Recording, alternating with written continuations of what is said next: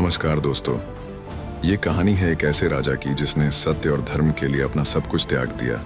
अपनी सत्ता, अपना धन, यहाँ तक कि अपना परिवार भी। ये कहानी है राजा हरिश्चंद्र की।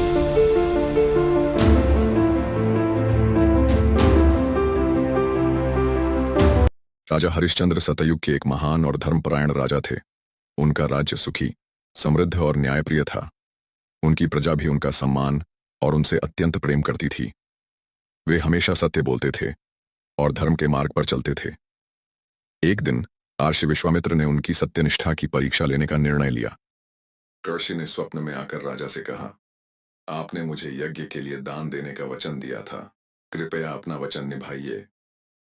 हरिश्चंद्र ने तुरंत सहमति दी और कहा, मुझे क्षमा कीजिए, आप जो चाहें मैं दूंगा।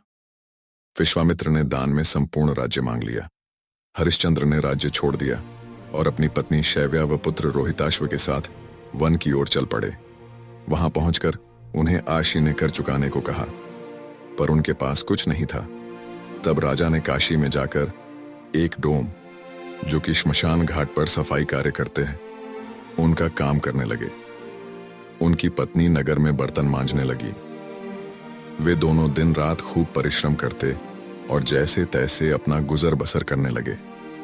लेकिन राजा कभी भी असत्य का सहारा नहीं लेते। समय बीतता गया।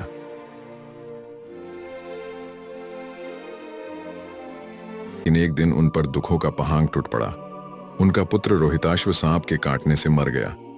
पत्नी शव लेकर श्मशान पहुंची, जहां हरिश्चंद्र ही श्मशान के रक्षक थे। पत्नी को पहचान कर भी उन्होंने अंतिम संस्कार की अनुमति तब तक नहीं दी जब तक कर अदा न हो। अपने पति का ऐसा व्यवहार देखकर पत्नी शैव्या हैरान रह गई। उसके आंखों से आंसू नहीं रुक रहे थे।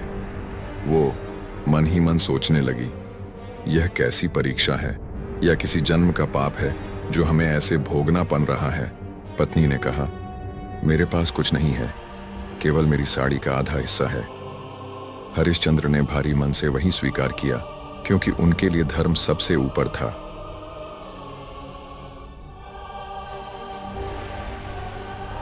ये देखकर महर्षि विश्वामित्र प्रकट हुए और बोले, राजा हरिश्चंद्र, आप परीक्षा में सफल हुए।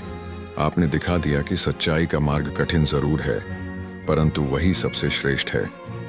तभी इंद्र देवता भी प्रकट हुए और कहा कि हरिश्चंद्र को स्वर्ग में स्थान मिलेगा। उनका पुत्र जीवित हो गया और उनका राज्य उन्हें लौटा दिया गया। राजा हरिश्चंद्र सदा सत्य और धर्म के मार्ग पर चलने वाले राजा थे। इसलिए उन्होंने अपने दिए हुए वचन को निभाने के लिए हर दुख और दर्द सहना स्वीकार किया, किंतु अपने धर्म से पीछे नहीं हटे।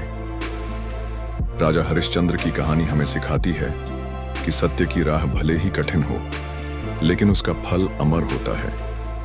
आज भी उनका नाम सत्य, न्याय और धर्म की मिसाल के रूप में लिया जाता है।